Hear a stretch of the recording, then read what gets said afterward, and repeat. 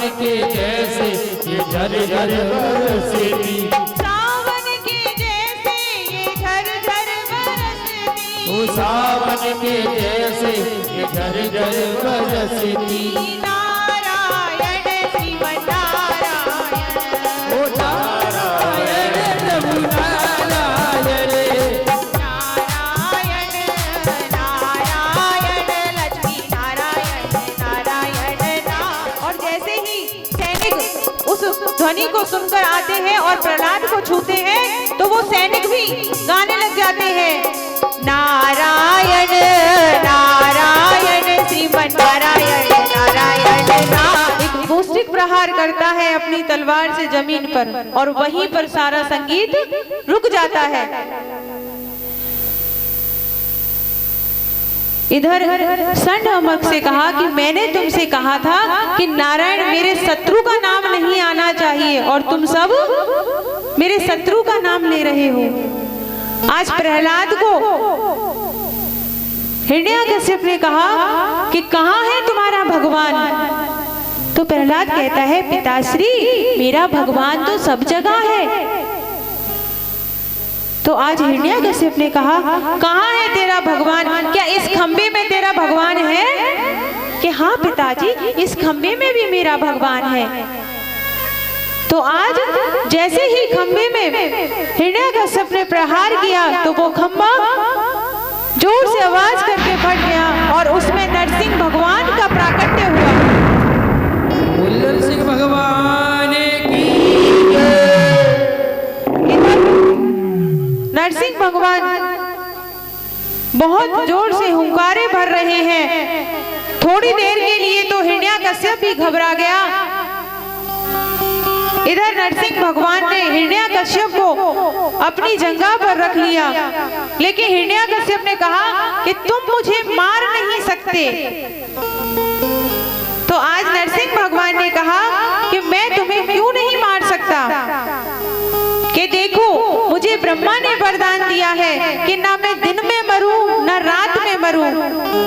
तो भगवान नरसिंह ने कहा कि देख हिरण्याकश्यप ना दिन है ना रात है, गोधूल की बेला है, अरे फिर भी आप मुझे नहीं मार सकते।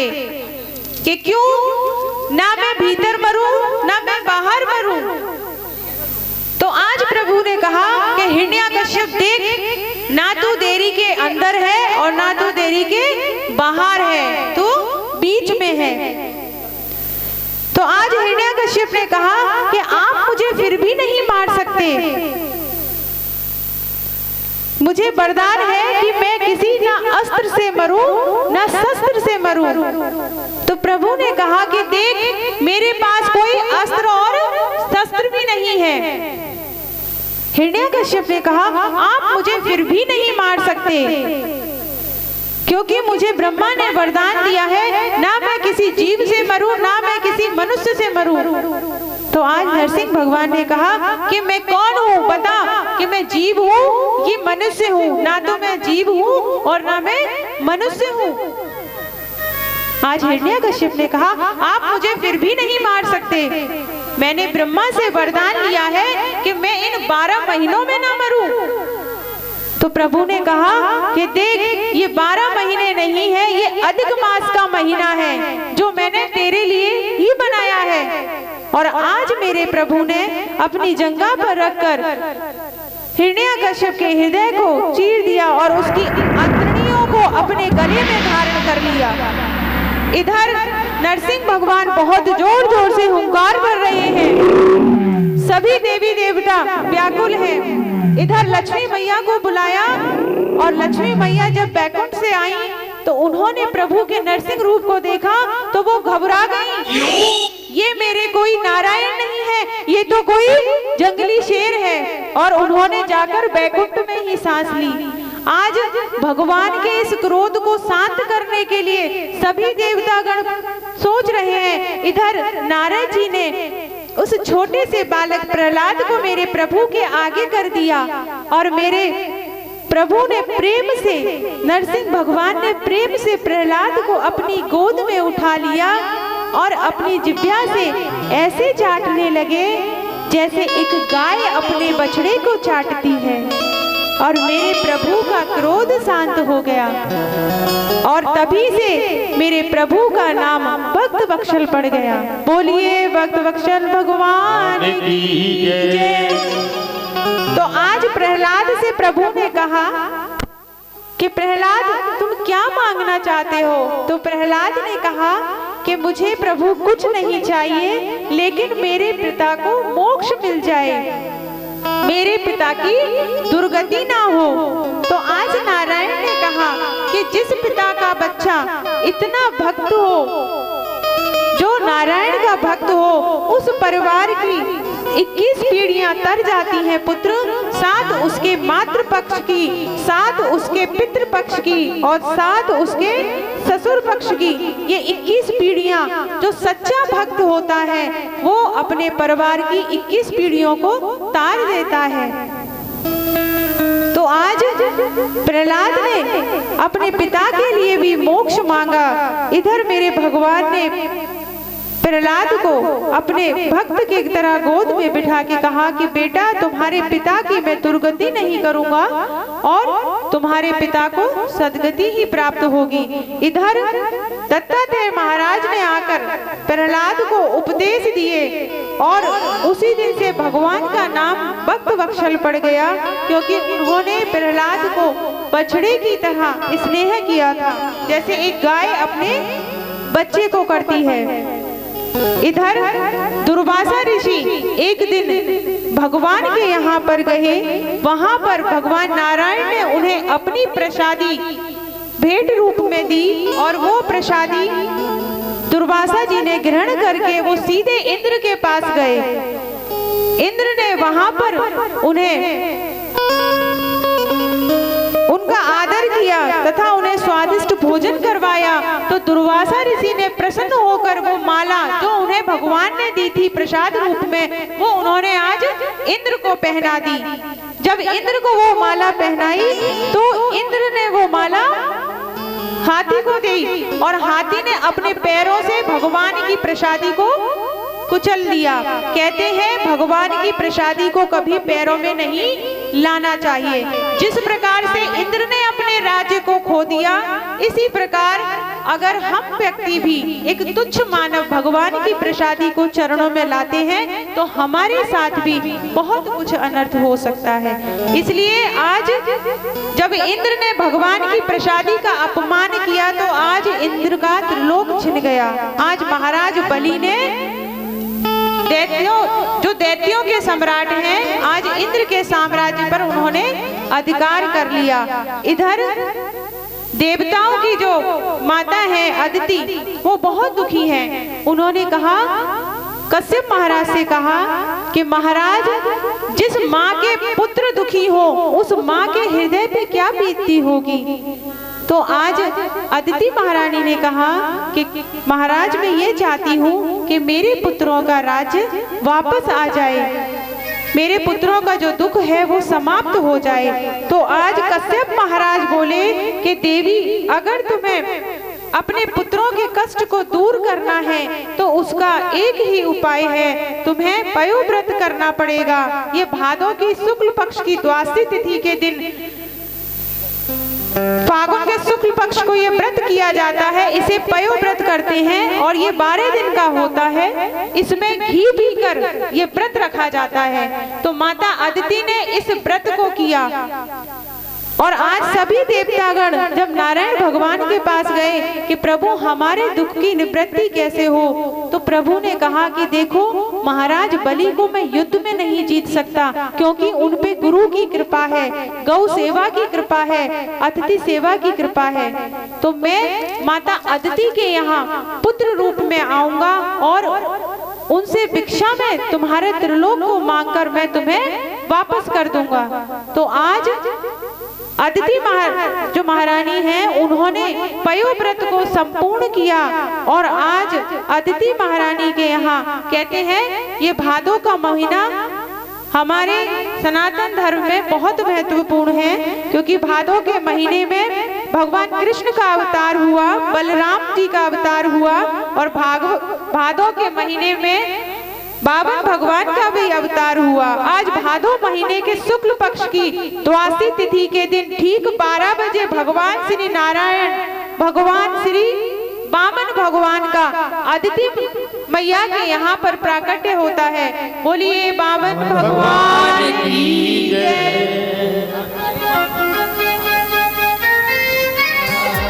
बावन का भेष बनाया राजा बलि के द्वारे आया। ओ राजा बलि के द्वारे आया, ओ राजा बलि के द्वारे आया। बावन का भेष बनाया राजा बलि के द्वारे आया। देखिए, सबसे पहले पूजन परीक्षित जी महाराज और परीक्षितानी करेंगी, उसके बाद में जितनी भी माताएं बहनें सभी करें, क्योंकि ये किसी का बालक नहीं, बावन भगवान के रूप में जो बालक आया साक्षात भगवान का स्वरूप है।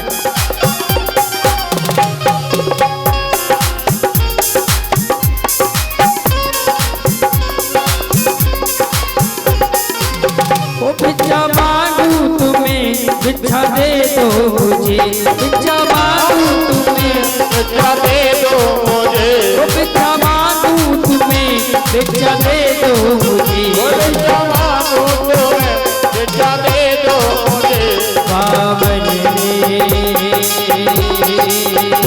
वामन ने सूर्य मचाया राजा बलि के द्वारे आया।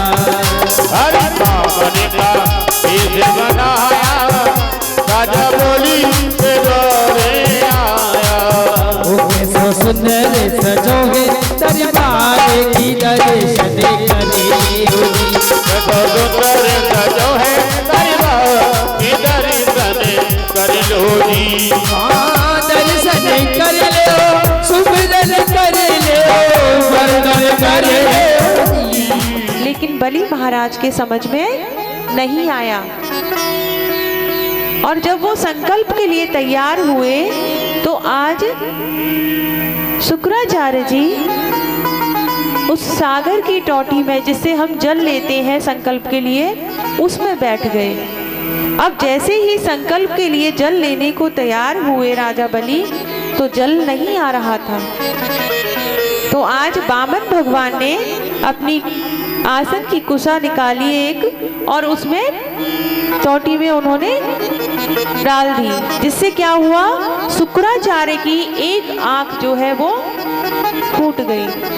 तो ये क्या संदेश देती है कि पहले तो एक शुक्राचार्य होते थे, कोई शुभ कार्य होता था तो एक शुक्राचार्य होते थे, लेकिन इस कलयुग में बहुत सारे शुक्राचार्य हैं और भैया जो अच्छे काम में टांग अड़ाते हैं उनकी दशा कैसी होती है, शुक्राचार्य महाराज की तरह। बोलिए बांके बिहारी लाल की जय। तो आज बलि महाराज ने वामन भगवान को संकल्प कर दिया कि मैं आपको 3 पग धरती देने को तैयार हूं। तो आज बलि महाराज ने पूछा कि 3 पग आप मेरे लोगे, क्योंकि आपके पग तो बहुत छोटे हैं।